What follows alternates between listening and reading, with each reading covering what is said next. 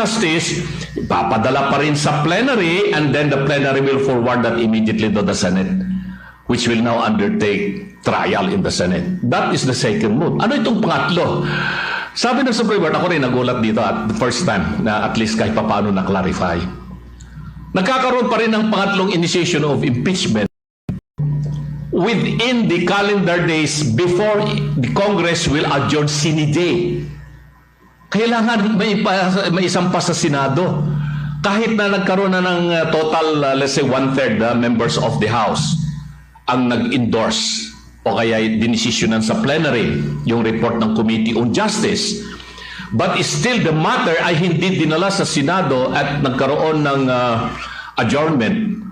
Sine die, ibig sabihin nun, magtatapos na yung termino ng kasalukuyang Kongreso, the matter will still be considered already initiated.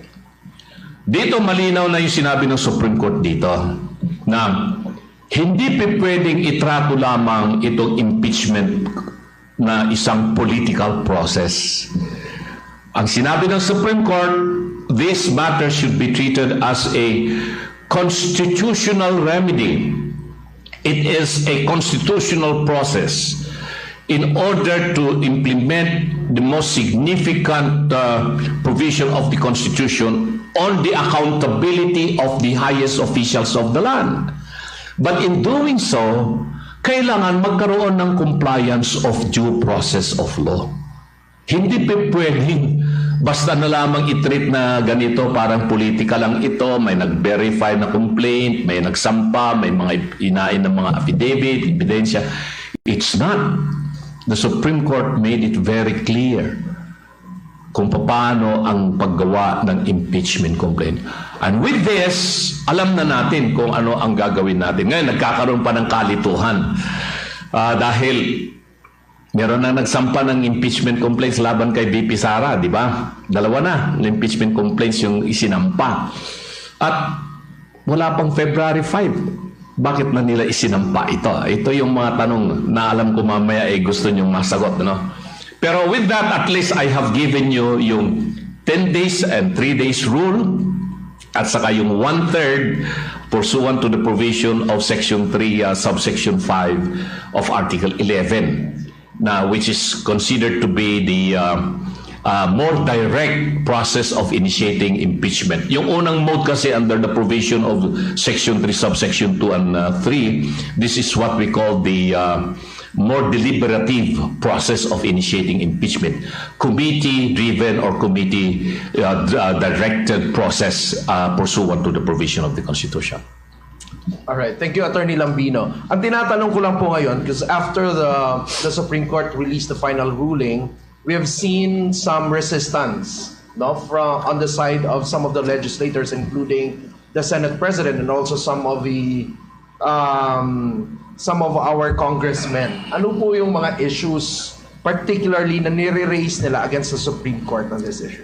Well, sinasabi nila that the Supreme Court daw has overreached yung kanilang mandate in the interpretation of the Constitution, na parang pinapakialaman na ng Supreme Court yung exclusive prerogative of the House of Representatives to pass its own rules of proceedings.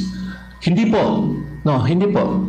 Kasi while the House of Representatives has the exclusive power to come up with its own rules of proceedings, whether that is for legislative proceedings or impeachment proceedings, or whatever proceedings that may be undertaken by the Congress or the House of Representatives for that matter, it must do so in compliance with the provision of the Constitution. Kaya nga, pag nagkaroon ng decision ng Supreme Court in the interpretation of any act of government, whether that is a law enacted by Congress or rules of proceedings passed by the Congress or even executive orders or proclamation by the executive department, and the Supreme Court makes an interpretation as to whether or not this legislative fiat or executive fiat are in accordance with the provisions of the Constitution, the Supreme Court is not enforcing its supremacy over the executive or the legislative. What the Supreme Court is doing is ensuring the supremacy of the Constitution. Yun ang ibig sabihin nun. That is the doctrine of the supremacy of the Constitution. Kaya pag nagdesisyon ng Supreme Court, we have to respect that.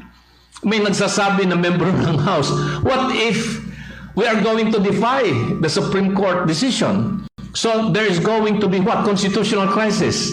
No, it's not going to have any constitutional crisis at that. If the House ay sinasabi ng Supreme Court na the Supreme Court is supreme, Supreme Court of the three branches of government or departments of government is the weakest among the three. It does a passive role. Nagre-react lamang yan sa mga actions ng executive or legislative department. But in the reaction of the Supreme Court, tinitignan lahat ng Supreme Court, more particularly the Constitution, as the basis of its ruling. It is, as we said, the Constitution is the supreme law of the land. Why? Because we, the Filipino people, are the authors of this Constitution.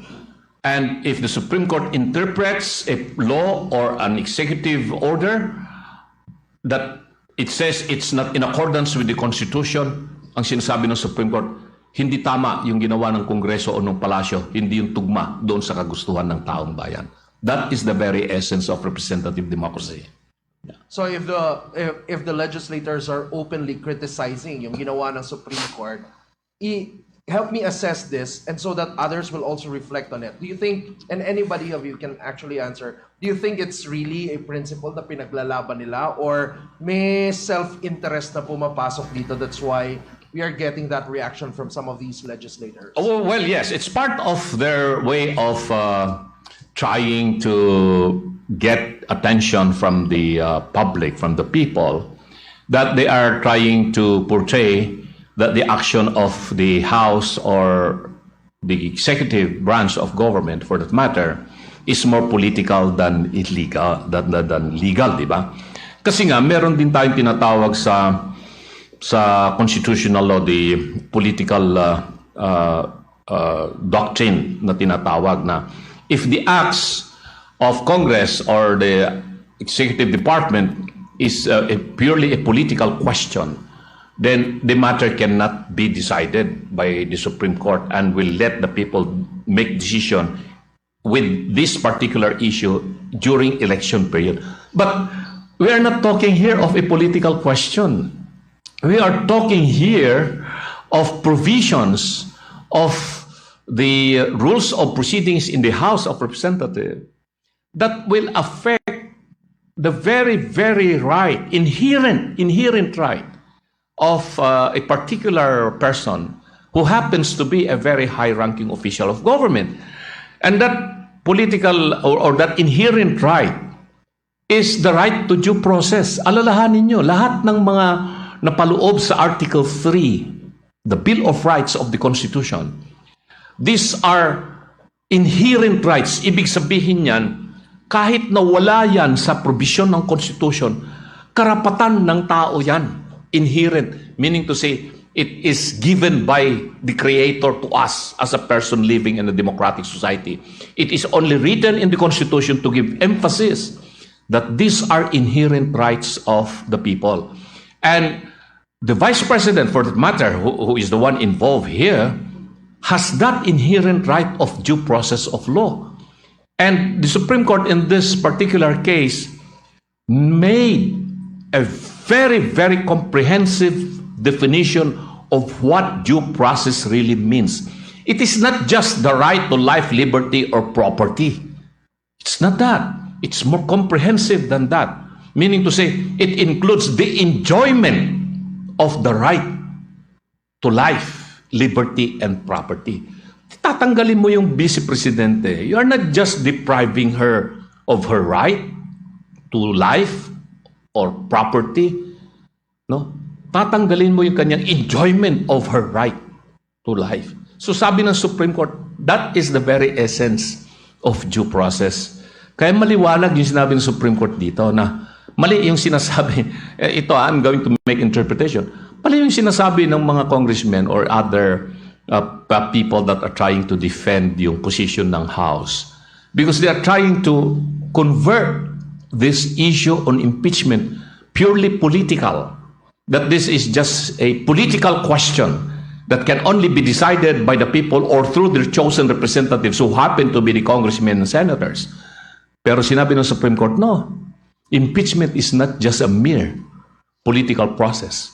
It is a constitutional process that will have to be strictly scrutinized and make sure that there is complete compliance of the provisions of the Constitution. All right. So I think if that is their stance, more or less, that they think this is just a political exercise.